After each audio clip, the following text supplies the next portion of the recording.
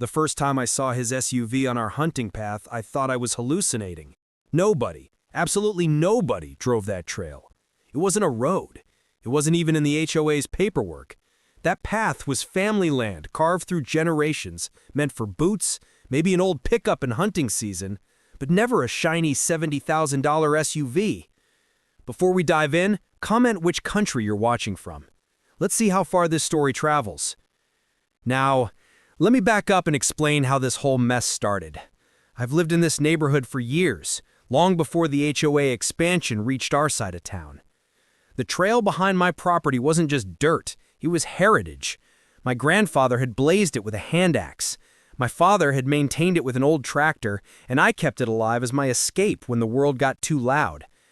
Then 6 months ago, a man named Stephen Carver bought one of those gaudy new McMansions at the corner. He didn't move in quietly.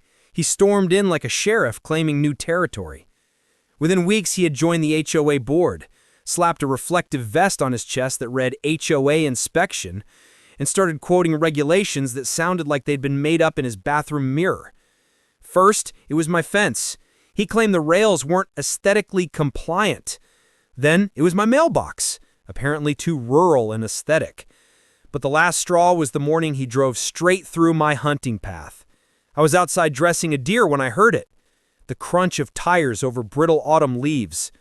I looked up just in time to see his SUV crush one of my turkey decoys like it was roadkill. The tinted window slid down and there he was. Slick hair, smug smile, clipboard balanced on the steering wheel. "This falls under HOA jurisdiction," he declared like he was quoting scripture. Clause 12.4, green corridors must be accessible for utility review. I stared at him, bloodied buck's legs still in my hand. "This is private land. You're trespassing." He smirked, eyes hidden behind his sunglasses. "Submit an application if you want to keep using it. Otherwise, don't be surprised if it's repurposed." He drove off, opera music echoing like a final insult. Fuming, I marched straight to the HOA office that afternoon to speak with Karen Whitfield, the president. If anyone could put him in his place, it should have been her. Instead, she folded her arms and sighed. "Well, Stephen is just very dedicated to community safety. If he thought your trail was a risk, I'm sure he was only trying to help." "Help?" I snapped. "He flattened my decoy and trespassed on private land." Karen just gave that dismissive little smirk. "Technically, all land inside the HOA's boundary can be reviewed for future planning. You should be grateful. Really, he's looking out for the neighborhood." That was it. The moment I realized the system wasn't just broken, it was stacked against me. That night, I skipped dinner, poured a third bourbon, and started welding. The spike trap was ugly, mean, and perfect.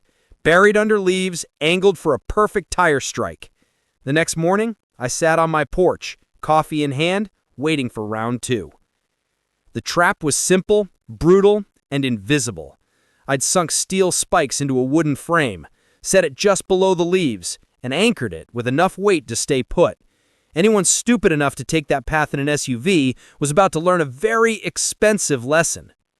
Sure enough, it didn't take long.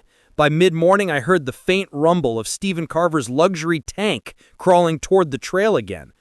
I grabbed my coffee mug, leaned back in my chair, and watched. The SUV nosed down the narrow lane like it owned the place, opera blaring out of his open sunroof. His sunglasses caught the sunlight as he leaned over his clipboard, scribbling notes, probably dreaming of turning my hunting path into a jogging trail for the HOA's weekend warriors. Then it happened.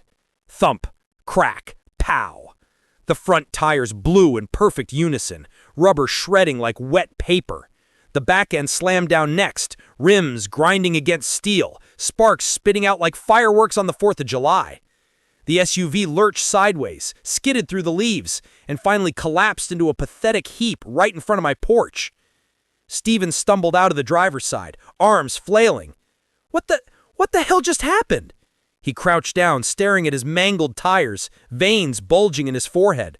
"This is sabotage. This is criminal." I took a slow sip of coffee. "Or maybe it's nature's way of telling you to stay off private land." He spun toward me, face red. Do you have any idea how much these tires cost? This SUV is valued at over 70 grand. You'll be hearing from my lawyer. If you're enjoying this HOA story so far, like and subscribe because the story is only going to get better. Stephen whipped out his phone, pacing in circles while muttering threats into the receiver. I could hear the word lawsuit repeated about 4 times in under a minute. He even tried snapping photos of the ground as if the leaves themselves were incriminating evidence. "Enjoy your pictures," I called out. "That trail's been in my family for 3 generations. You don't belong here, and you know it." He jabbed a finger in my direction. "Karen will back me up. The HOA has jurisdiction. You can't just lay traps like some lunatic in the woods." I smirked. "Funny you should mention court, because I've already filed trespassing charges. And unlike your make-believe HOA rules, mine come with legal teeth." His jaw tightened.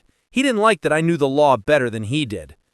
After 30 minutes of kicking dirt, ranting into his phone, and sulking by his wounded SUV, a tow truck finally arrived. The driver took one look at the shredded tires and muttered, "Man, someone did not want you up here." Stephen glared at me one last time before climbing into the truck. "This isn't over." I just smiled. "You're right. It's just beginning." Stephen wasn't the type to lick his wounds quietly. The man came back swinging, this time not with his SUV, but with paperwork. A week after the spike trap incident, I found an envelope taped to my front door. It was a notice intent to sue. He claimed I'd created a hazardous environment and demanded compensation for the willful destruction of his luxury SUV tires. The kicker? He wanted $15,000 in damages. 2 days later, another letter came, this one with Karen's signature as HOA president.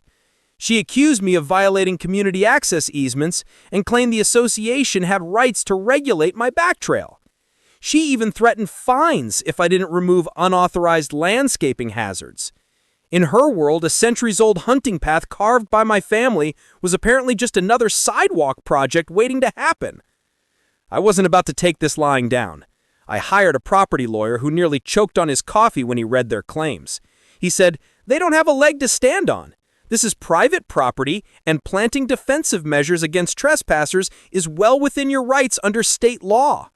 He pointed me toward 2 statutes, trespass law under Texas Penal Code Section 30.05 and private property protection under Civil Code 847.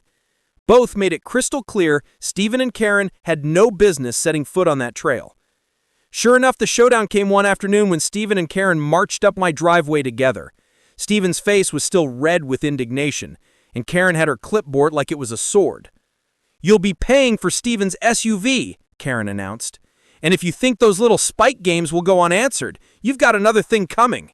We filed with the court, and the HOA will back every cent of his claim." I crossed my arms. "Funny you should mention court, because I've already filed trespassing charges, and unlike your make-believe HOA rules, mine come with legal teeth." Karen scoffed, but before she could fire back, the county deputy cruiser pulled up. Turns out Stephen had called him too, hoping to paint me as the aggressor. When the county deputy stepped out, Stephen and Karen jumped in like a rehearsed act. Karen rattled off her endangerment story, Stephen played the victim, pointing at his shredded SUV, and both demanded I be arrested. The deputy listened patiently, then turned to me.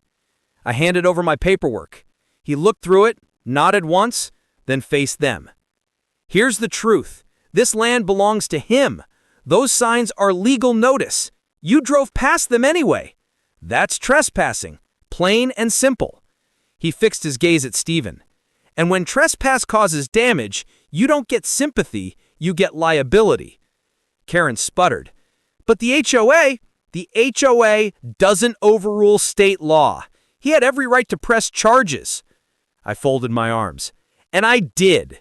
Trespassing, property damage, harassment, the whole stack. And if you keep pushing, I'll add defamation for all the garbage you've been spreading at meetings." For the first time, Stephen had no words. His face turned the color of his ruined SUV. Karen tried to protest, but the deputy had already pulled out a citation pad. By the end of the week, both Stephen and Karen were slapped with criminal trespass charges. Stephen was ordered to pay for the tow and damages. Karen's position as HOA president crumbled when the board voted her out for dragging the community into a lawsuit. Stephen lost his SUV, Karen lost her power, and I kept my land.